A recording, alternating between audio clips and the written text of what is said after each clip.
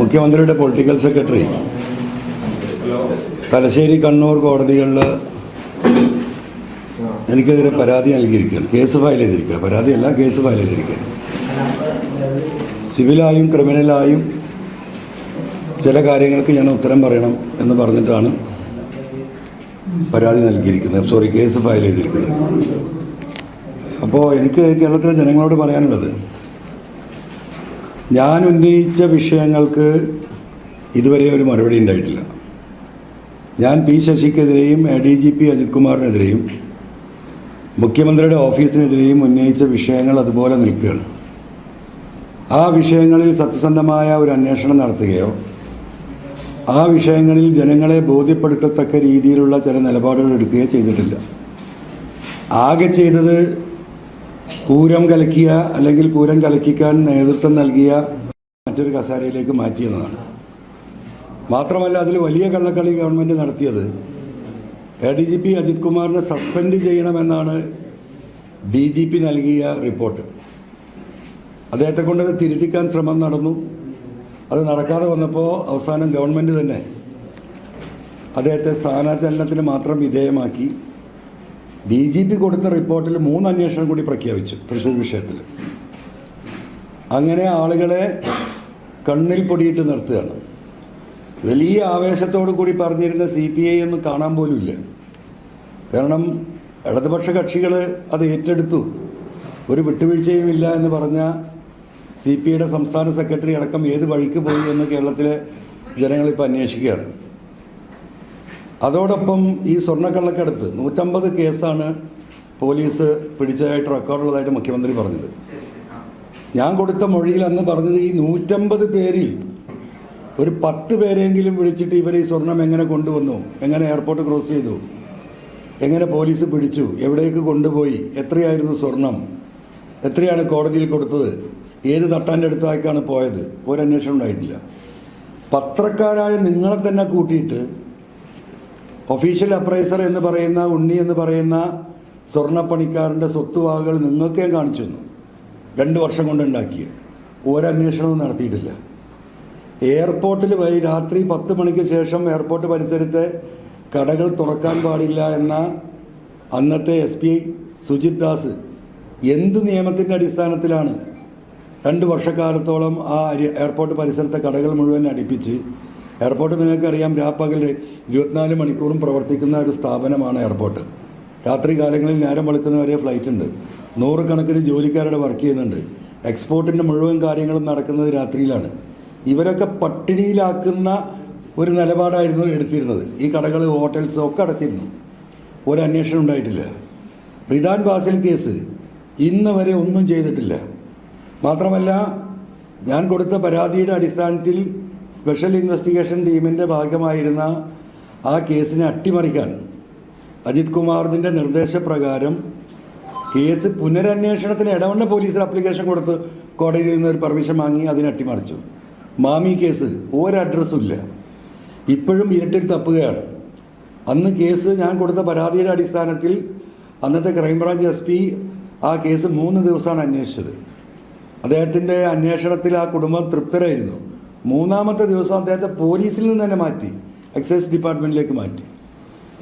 അതുപോലെ തന്നെ സന്ദീപാനന്ദഗിരി കേസ് അന്വേഷിച്ച് യഥാർത്ഥ പ്രതികളെ അറസ്റ്റ് ചെയ്ത ക്രൈംബ്രാഞ്ച് DYSP കൊടുത്ത റിപ്പോർട്ട് ആദ്യം അന്വേഷിച്ച 4 പോലീസ് ഉദ്യോഗസ്ഥർക്കെതിരെ അവർ തെളിവ് നശിപ്പിക്കാൻ ശ്രമിച്ചിട്ടുണ്ടെന്നും യഥാർത്ഥ പ്രതികളെ രക്ഷിക്കാനുള്ള ശ്രമം നടത്തിയെന്നും CPMൻ്റെ ഉന്നതന നേതാവ് കാരായി രാജനെ ഉൾപ്പെടെയുള്ളവരെ ആ കേസിൽ ഉൾപ്പെടുത്താൻ അവരുടെ ഫോൺ റെക്കോർഡുകളടക്കം അവർ ടാപ്പ് ചെയ്തു എന്നുള്ള വിവരത്തിൻ്റെ അടിസ്ഥാനത്തിൽ 4 ആളുകളെ സസ്പെൻഡ് ചെയ്യാൻ യഥാർത്ഥ പ്രതികളെ പിടിച്ച DYSP കൊടുത്ത റിപ്പോർട്ടിനെ കുറിച്ച് ഒരു പരാമർശവുമില്ല. ഒരു കാര്യവും നടന്നിട്ടില്ല. അപ്പോൾ ഇത് വലിയ വിഷയമായി. എവിടെ?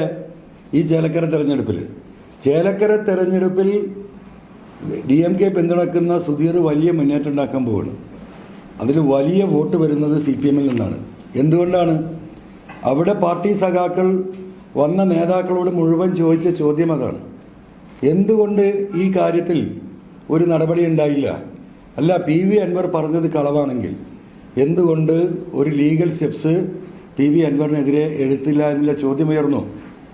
ജനങ്ങൾ ഈ പറഞ്ഞ കാര്യങ്ങൾ മുഴുവൻ ഇപ്പോഴും ചർച്ച ചെയ്യപ്പെടുകയാണ്. അപ്പോൾ അതിൽ നിന്ന് രക്ഷപ്പെടണം. പാലക്കാട് അതിൻ്റെ വലിയ തിരിച്ചടി ഉണ്ടാകാൻ പോവുകയാണ് CPM-നെ സംബന്ധിച്ചിട്ട്. അപ്പോൾ ജനങ്ങളുടെ കണ്ണിൽ പൊടിയിടാൻ വേണ്ടി മാത്രം ഈ പറയുന്ന തലശ്ശേരി കണ്ണൂർ കോടതിയിൽ കൊണ്ടുപോയി കേസ് കൊടുത്തു. ഞങ്ങളിതാ ഒരു സ്റ്റെപ്പ് എടുത്തിരിക്കുന്നു. എന്താണ് ഇദ്ദേഹം പറഞ്ഞത്? P. ശശി എന്താ പറഞ്ഞത്? ഈ തെരഞ്ഞെടുപ്പ് PV അൻവർ ഈ പറയുന്ന കള്ളക്കടത്ത് സംഘങ്ങളുടെ പിന്തുണയോടെയാണ് ഇത് നടത്തുന്നത്.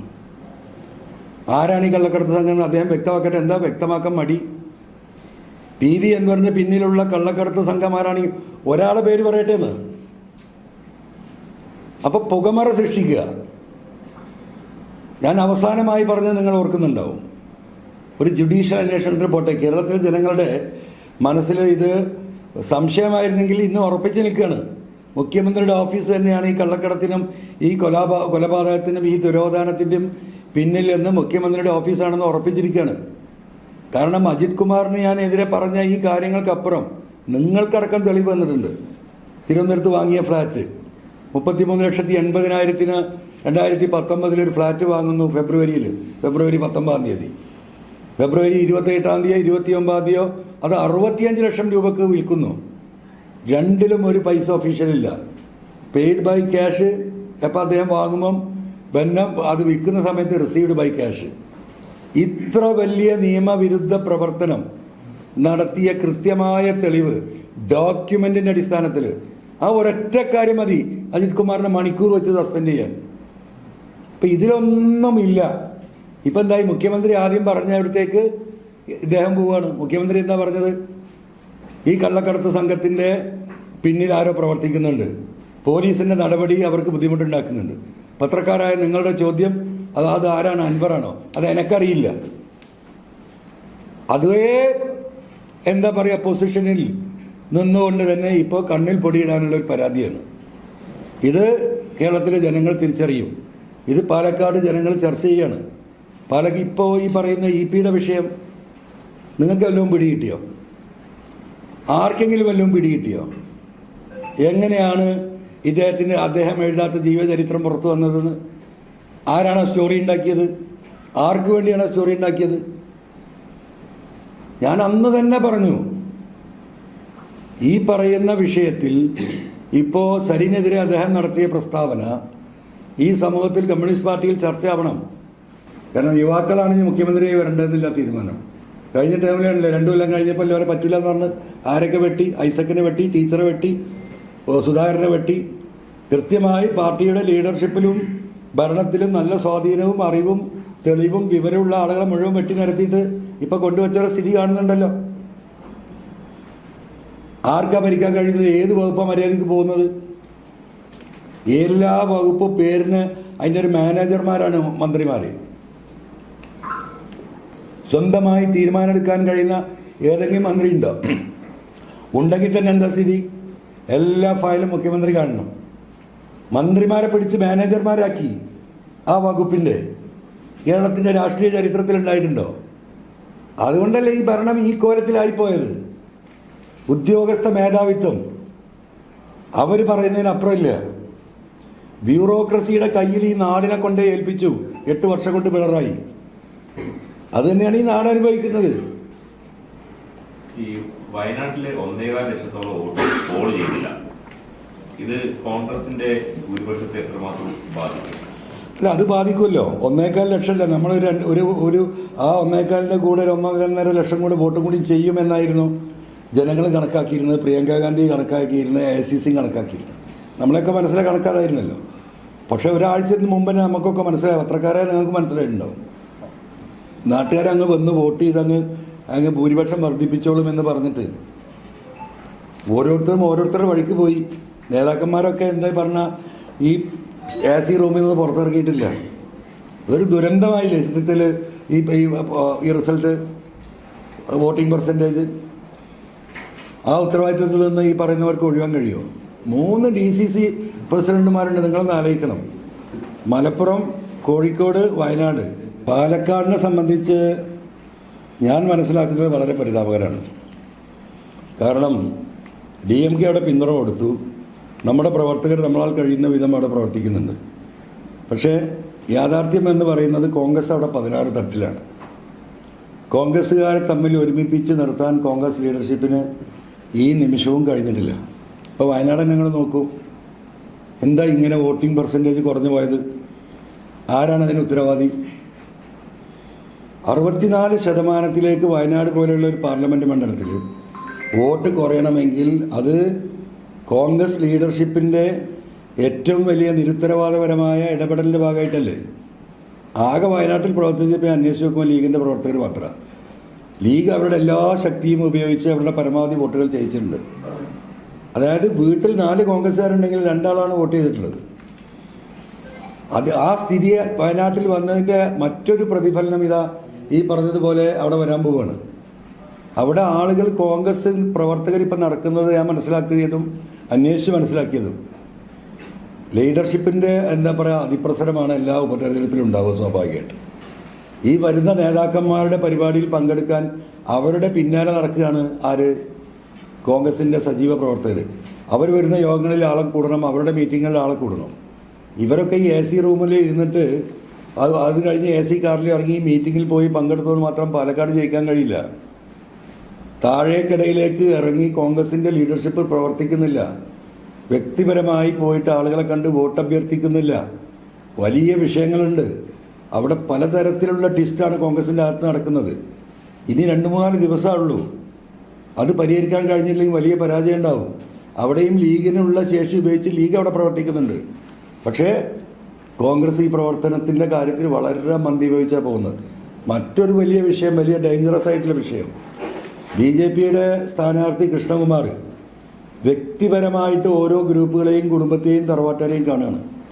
പ്രത്യേകിച്ച് ന്യൂനപക്ഷങ്ങളോട് വീടുകളിൽ ചെന്നിട്ട് അദ്ദേഹം പറയുന്നത്, നിങ്ങൾ BJPക്കല്ല വോട്ട് ചെയ്യുന്നത്, നിങ്ങൾ എനിക്കാണ് വോട്ട് ചെയ്യുന്നത്. എന്നെ നിങ്ങൾക്കറിയാം, കഴിഞ്ഞ 10-30 വർഷമായിട്ട് നിങ്ങൾ പറയുന്ന എന്ത് വിഷയത്തിൽ ഞാൻ ഇടപെട്ടിട്ടുണ്ട്, സഹായിച്ചിട്ടുണ്ട്. അതുകൊണ്ട് ആകെ 1.5 വർഷമേ ഉള്ളൂ. എനിക്ക് നിങ്ങളൊരു ചാൻസ് തരണം. അതുകൊണ്ട് ഒരു വോട്ട്, നിങ്ങളെ കുടുംബത്തിലെ വോട്ട് നിങ്ങൾ എനിക്ക് തരണമെന്ന് മുസ്ലിം കമ്മ്യൂണിറ്റിയിലെ ന്യൂനപക്ഷ വീടുകളിൽ മുഴുവൻ ഇദ്ദേഹം എത്തിയിട്ടുണ്ട് കൃഷ്ണകുമാർ. പക്ഷേ അതിനെ തിരുത്താൻ സാധിച്ചിട്ടില്ല. മൂന്നാമത് അവിടുത്തെ വിഷയം, സരീനുമായി ബന്ധപ്പെട്ട വിഷയം, സ്ഥാനാർത്ഥിയെ അംഗീകരിക്കാത്ത വലിയ പ്രശ്നം പാർട്ടിക്കുള്ളിലുണ്ട്. അവരെ സംബന്ധിച്ച് ഒരു ആൻറ്റി പിണറായി മൈൻഡിലാണ് സഖാക്കൾ വലിയൊരു ശതമാനം നിൽക്കുന്നത്. അവരുടെ വോട്ട് ഞാൻ മനസ്സിലാക്കിയത്, അന്വേഷണത്തിൽ എനിക്ക് കിട്ടിയതും, രാഹുൽ മാങ്കൂട്ടത്തിനല്ല വോട്ട് പോകുന്നത്. ആ വോട്ട് കൂടി ആർക്കാ പോകുന്നത്? BJP സ്ഥാനാർത്ഥിക്കാണ്. ഇങ്ങനെ വലിയ പ്രതിസന്ധിയിലാണ് പാലക്കാട് നിൽക്കുന്നത്. ക്രിസ്ത്യൻ കമ്മ്യൂണിറ്റി ആകെ തിരിഞ്ഞിരിക്കുന്നു. അവരെ പോയി പാച്ചപ്പ് ചെയ്തിട്ടില്ല. അപ്പോൾ പാച്ചപ്പ് ചെയ്യേണ്ട വിഷയങ്ങളിൽ പാച്ചപ്പ് ചെയ്യാൻ UDF ലീഡർഷിപ്പിന് അവിടെ കഴിഞ്ഞിട്ടില്ല. ഇനിയും 2-3 ദിവസമുണ്ട്. അത് സീരിയസ് ആയിട്ട് കോൺഗ്രസ് ലീഡർഷിപ്പ് എടുത്തിട്ടില്ലെങ്കിൽ പാലക്കാടത്തെ കാര്യവും പോക്കാണ് എന്നാണ് ഞാൻ മനസ്സിലാക്കുന്നത്. അല്ല, അങ്ങനെയാണ് ഇപ്പോൾ അവിടെ കാണുന്നത്. അതിന് വർക്ക് ആ രീതിയിലാണ് നീങ്ങുന്നത്. കോൺഗ്രസ് ഇപ്പോഴും അങ്ങോട്ടും ഇങ്ങോട്ടും വർത്തമാനം പറഞ്ഞ് നടക്കുകയാണ്. അവിടെയാണ് വിഷയം. ഈ ഒരു ഘട്ടത്തിൽ പോലും ഈ പറയുന്ന എന്താ പറയുക, വയനാട്ടിലുണ്ടായ ഈ ദുരനുഭവം ആരുടെ മുന്നിൽ നിൽക്കുക? 2 ദിവസം മുമ്പല്ലേ? ആരാ വോട്ട് ചെയ്യുക? വോട്ട് ചെയ്യണമെങ്കിൽ പ്രത്യേകിച്ച് ഇത്തരത്തിലുള്ള ഉപതെരഞ്ഞെടുപ്പുകളിൽ നമ്മൾ പാർട്ടി പ്രവർത്തകരും ലീഡേഴ്സും ബൂത്ത് തലത്തിൽ വീടുകൾ കയറി അവരോട് കാര്യങ്ങൾ പറഞ്ഞ് മനസ്സിലാക്കി അവരെ സഹായം അഭ്യർത്ഥിക്കുക വേണ്ട. അതൊക്കെ ഒരു ചെയ്തോളും എന്ന് പറഞ്ഞാൽ ആ കാലം കഴിഞ്ഞിട്ടുണ്ട്. അതൊരു പ്രശ്നം തന്നെയാണ് പാലക്കാട്. ഈ EP എഴുതാത്ത ഭാഗങ്ങൾ പുറത്തു വന്നത് പറഞ്ഞത് സലീമിന് വേണ്ടി വോട്ട് ലഭിക്കാനാണ്, BJP ജയിപ്പിക്കാമെന്ന് പറയുമ്പോഴേ ഇപ്പോൾ ഈ പാലക്കാട് തെരഞ്ഞെടുപ്പ് നടക്കാത്ത ചേലക്കരയിൽ ഒരു വയനാട് തെരഞ്ഞെടുപ്പ് നടക്കുന്ന ദിവസം പുറത്തു വന്നാലത് അങ്ങനെ അതിന്റെ ആവശ്യം പാലക്കാട് തെരഞ്ഞെടുപ്പ് നടക്കുന്ന ദിവസം അടുത്തോ? അല്ല, അതിൽ സലീമിൻ്റെ മാത്രമല്ല, ചേലക്കര തെരഞ്ഞെടുപ്പ് വരുമ്പോൾ എന്നെക്കുറിച്ച് അതിൽ വരുന്നുണ്ട്. എന്നെക്കുറിച്ച് വരുന്നത് എന്താണ്? ഞാനൊരു വർഗീയവാദിയാണ് എന്ന തരത്തിൽ EP പറഞ്ഞു എന്നുള്ളതാണ്. ചേലക്കരയിൽ വലിയൊരു വിഭാഗം CPM ഞങ്ങൾക്ക് വോട്ട് ചെയ്യാണ്. നിങ്ങളിപ്പോൾ ഞങ്ങൾ 2000 വോട്ട് പിടിക്കും, 3000 വോട്ട് പിടിക്കും എന്നുള്ള ധാരണയിലാണ് ഇരിക്കുന്നത്. അതിനൊക്കെ കയറി ഇപ്പോൾ നിങ്ങൾ 5000-ൽ എത്തിയിട്ടുണ്ട്. പക്ഷെ നിങ്ങൾക്ക് കാണാൻ എന്താ സംഭവിക്കുന്നതെന്നില്ലേ? അപ്പോൾ അതിനെ തടയിടണം. അവിടുത്തെ ഹിന്ദു കമ്മ്യൂണിറ്റിയിൽ നിന്ന് DMKക്ക് വരുന്ന വോട്ട് കൂടി തടയിടണം. ആ 2 ആംഗിളാണെന്ന് ഈ വിഷയത്തിൽ P. ശശി അത് ഓർഗനൈസ് ചെയ്തത്. അത് ഓർഗനൈസ്ഡ് ക്രൈമാണ്. ഈ പറയുന്ന ഇ പിയുടെ വിഷയം ഓർഗനൈസ്ഡ് ക്രൈമാണ്. അതൊരാളുമില്ലാതെ ആകാശത്ത് പൊട്ടി വീഴുന്നത്. ഇ പി അങ്ങനെ പറഞ്ഞിട്ടില്ല, ഇ പി കരാർ കൊടുത്തിട്ടില്ല എന്ന് DC ബുക്സ് തന്നെ പറയുന്നു. പിന്നെ ആര് കൊടുത്തു, എങ്ങനെ ഇത് വന്നു, അത് അന്വേഷണ വിധേയമാക്കണ്ടേ? പരിപൂർണമായിട്ടും പൊളിറ്റിക്കൽ തന്നെയല്ലേ, അല്ലാതെ വേറെ ആരുന്ന്? മുഖ്യമന്ത്രിയുടെ ഓഫീസ് അല്ലാതെ ആരാ ഇവിടെ BJPയെ ജയിപ്പിക്കാൻ വേണ്ടിയിട്ട് കമ്മ്യൂണിസ്റ്റുകാർ നടക്കുന്നുണ്ടോ? ഇവിടെ കമ്മ്യൂണിസ്റ്റുകാരല്ലല്ലോ നടക്കുന്നത്, മുഖ്യമന്ത്രിയുടെ ഓഫീസ് തന്നെയല്ലേ ഈ വിഷയങ്ങൾ നടത്തുന്നത്. ഇ പിയുടെ സാന്നിധ്യം പാർട്ടിയിൽ നിന്ന് പോകേണ്ട ആവശ്യമാരാ? ഭാവി മുഖ്യമന്ത്രിയായിട്ട് മുഖ്യമന്ത്രിയുടെ ഓഫീസ് പ്ലാൻ ചെയ്യുന്ന ആരെയാണ്? ഈ പറയുന്ന മരുമകനെയാണ്, റിയാസിനെയാണ്. അപ്പം മനുഷ്യരുമായി ബന്ധമുള്ള സംസ്ഥാന ലീഡർഷിപ്പിൽ ഓരോരുത്തരും അതിൽ നിന്ന് ഒഴിവാകണമെന്ന് ആഗ്രഹിക്കുന്നത് മുഖ്യമന്ത്രിയുടെ ഓഫീസാണ്. അപ്പോൾ ഞാൻ പറഞ്ഞ ഒരു വെടിക്ക് രണ്ട് പക്ഷിയാണ്. അവിടെ സരിൻ്റെ വോട്ട് കുറയ്ക്കുകയും ചേലക്കരയിൽ ഞങ്ങൾക്ക് കിട്ടാവുന്ന വോട്ടുകൾ വർഗീയത പറഞ്ഞ് കുറയ്ക്കുകയും അതിനോടൊപ്പം ഈ പറയുന്ന ഇ പിയെ വെട്ടുകയും ചെയ്യുക. അത്ര ബുദ്ധിപൂർവ്വമുള്ള തീരുമാനമല്ലേ എടുത്തത്? അതുകൊണ്ടല്ലേ ഇപ്പം നിങ്ങളൊക്കെ അന്വേഷിച്ചല്ലോ, എത്ര ദിവസം എന്താ ഒരു തുമ്പും കിട്ടുന്നില്ലല്ലോ, ഒരു പിടിയും കിട്ടുന്നില്ല. ഇത് നാളെ വെളിച്ചത്ത് വരുന്ന സത്യാവസ്ഥയാണ്. മുഖ്യമന്ത്രിയുടെ അറിവോടുകൂടി തന്നെയാണെന്നാണോ? അല്ല, ബി ശശിക്ക് ക്ലീൻ ചീറ്റ് കൊടുത്ത ആളല്ലേ മുഖ്യമന്ത്രി. ആ പത്രസമ്മേളനത്തിൽ എന്താ പറഞ്ഞ്, ഞാനൊരു 5-8 കാര്യങ്ങൾ സംസ്ഥാന കമ്മിറ്റിക്ക് പരാതി കൊടുത്താണല്ലോ. ആ പരാതി കൊടുത്തതിൽ പറയുന്ന വിഷയങ്ങൾ ഇതൊക്കെ പെട്ടിരുന്നല്ലോ. അത് അവജ്ഞയോടെ തള്ളിക്കളയുന്നെന്ന് മുഖ്യമന്ത്രി പറഞ്ഞു.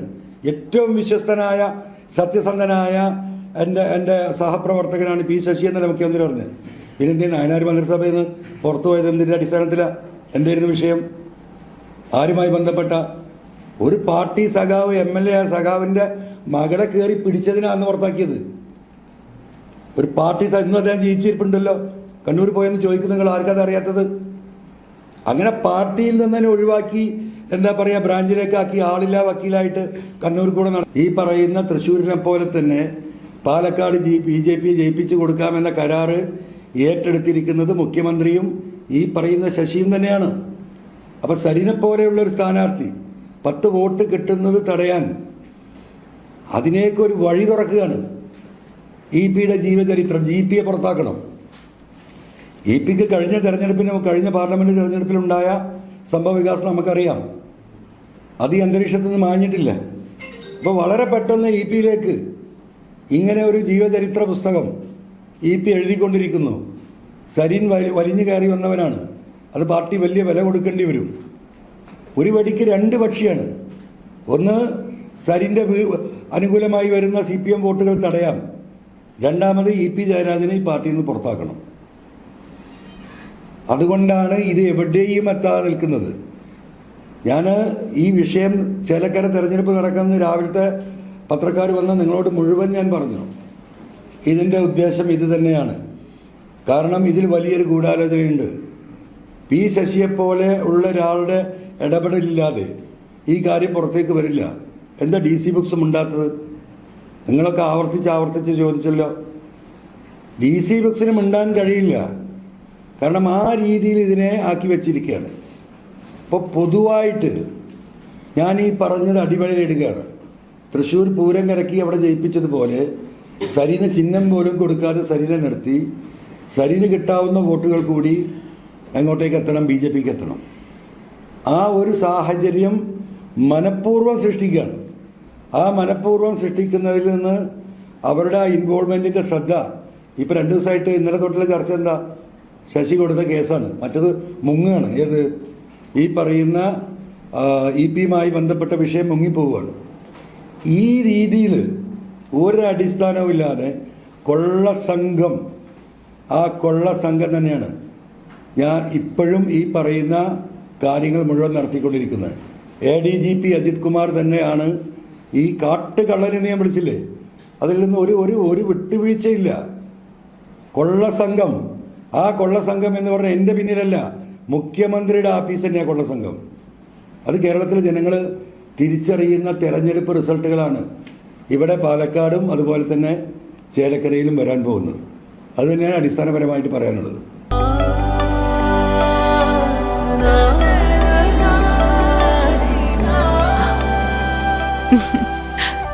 ആചാരങ്ങളും ആഘോഷങ്ങളും പലപ്പോഴും പലതാണ്.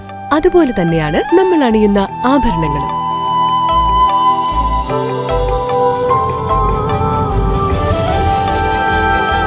ജീവിതത്തിലെ ഓരോ നിമിഷങ്ങളും അവിസ്മരണീയമാക്കുന്നു ആസാദ് ഗോൾഡ് ആൻഡ് ഡയമണ്ട്സ്.